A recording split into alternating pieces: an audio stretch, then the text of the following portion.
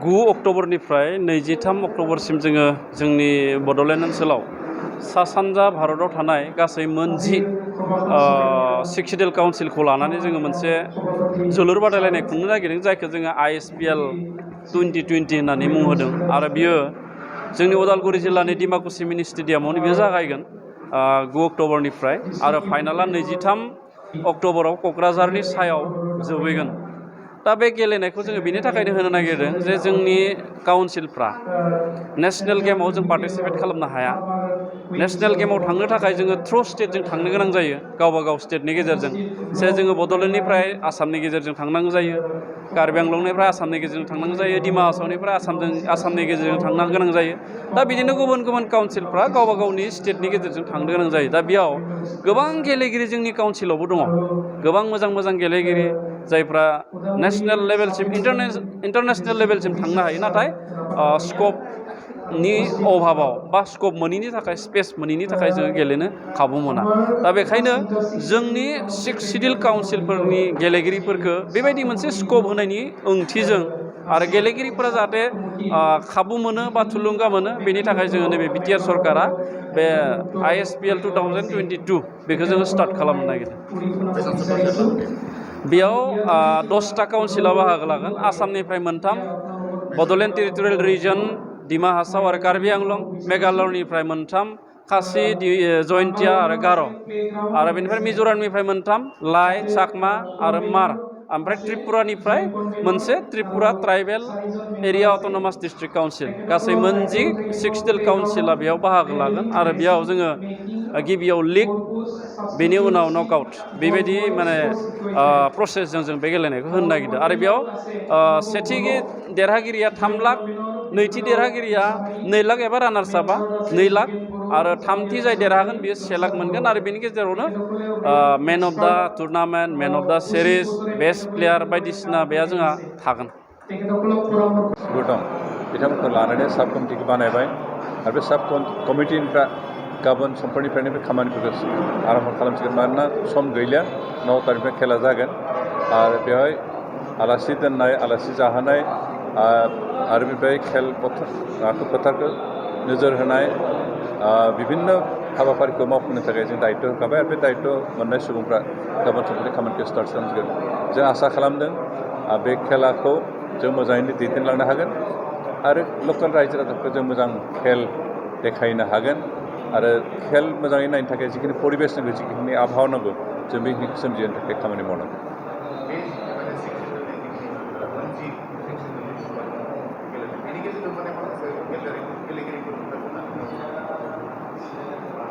जों आसा खालामदों जे बे मोनजि सिक्सटेल काउन्सिलनि टीमफोर गेलेगोन, आरो प्रत्येकटा टीमावनो मोजां मोजां गेलेग्रा निस्सय दं।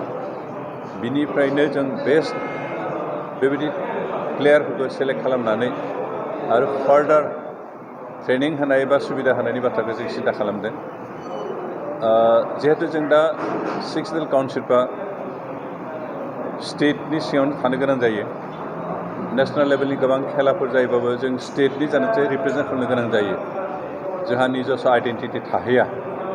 खिन्थु जों आसा खालामदों बे सिक्सटेल काउन्सिलफोरनि खेलानि गेजेरजों जों मोजां मोजां प्लेयार, मोजां मोजां टीम दिहुननो हायोब्ला अन्तत नेशनेल लेभेलाव जों निजा आइडेन्टिटि लानानै गेलेहैनो हानाय मोनसे स्कप मोनगोन नामा, जों बेखौ आसा खालामदों। आरो बे सेलफोरखौ लानानै मोनसे टीम बानायनो हायो नामा, जों बेखौ सिन्था खालामदों। मानोना जोंहा निजस्व आइडेन्टिटि जिहेतु गैया, खिन्थु बांसिन प्लेयार जोंनि बे सिक्सटेल काउन्सिलफोरनिफ्राय ओंखारो। दिनै आसामाव आसाम टीम होनना बुंनो थाङोब्ला बर' प्लेयारानो बांसिन, आरो बेबायदिनो मिज'रामावनो जा, त्रिपुरायावनो जा, बा मेघालयआवनो जा, गासैबो बे सिक्सटेल काउन्सिल एरियानिफ्राय मोजां मोजां गेलेग्राफोर ओंखारबोयो।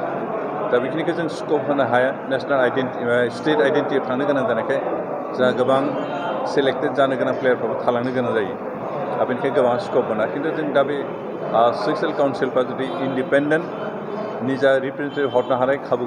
आरो बिदिनो जोंनि लकेल सुबुंफोरखौबो बे सिक्सटेल काउन्सिलनि जि लिग बेखौ नायनानै खेलनि प्रति मोनसे आग्रह दिन्थिनाय, लोगोसे खेलनि टेकनिकखौ सोलोंनाय जोंनि प्लेयारफ्रा लकेल प्लेयारफ्रा बेबायदि सोलोंनाय मोनसे खाबुखौ जों हागोन आरो बेनो जोंनि बे ओनसोलाव खेलानि मोनसे आबहावा सोमजिहोगोन आरो बे जोंनि थाखाय जोबोद मोजां जागोन दिनै आं बे डिमाकुसि बे उदालगुरि जिल्ला बे प्रिमियार लिगखौ सालायनायनि जि कमिटि बिनि आफादगिरि हिसाबै बेखौनो खावलायनो सानदों जे जों जिहेतु मोजां खेला नुगोन बेनिखायनो बे खेलाखौ दैदेननानै साक्सेस खालामनायाव साफ्रोमबो रायजो राजाफोरनि सहजुगखौ खावलायदों आरो लोगोसे खावलायदों गासैबो गोसो गुदुं जानानै बेखौ नायफैगोन आरो जोंनि खेला आयजक कमिटिखौ मदद आरो हेफाजाब होगोन आरो लोगोसे गाव गावनि गथ' गथायफोरखौ फुटबल खेलानि प्रति थुलुंगा होगोन आं बेखौनो खावलायो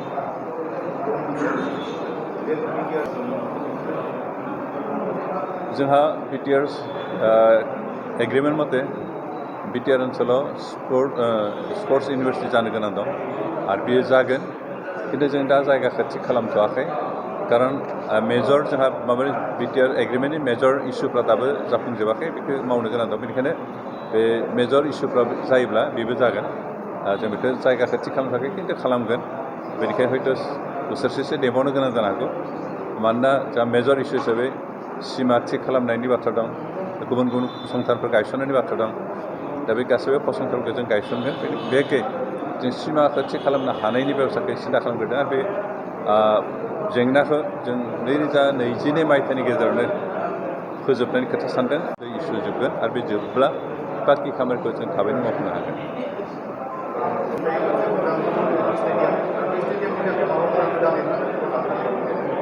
जोंहा नेसनेल स्टेडियाम गायसननायनि बाथ्राबो दं आरो बेखौ इतिमধ্যे जों उदालगुरियावहाय प्राय 80 बिघा हा एलटमेन्ट होनो थाखाय नाजागासिनो दं आरो बे बावैनो जासिगोन आरो जायोब्ला बेवहाय नेसनेल स्टेडियाम जागोन आरो नेसनेल स्टेडियाम जायोब्ला बेजों लोगोसे फुटबल एकाडेमिबो जागोन बेनिफ्राय आरो मोनसे माल्टिपार्पस स्टेडियामबो जागोन बे खामानिया जागासिनो हाया जायोबानो जों खामानिखौ स्टार्ट खालामनो हागोन थेंक इउ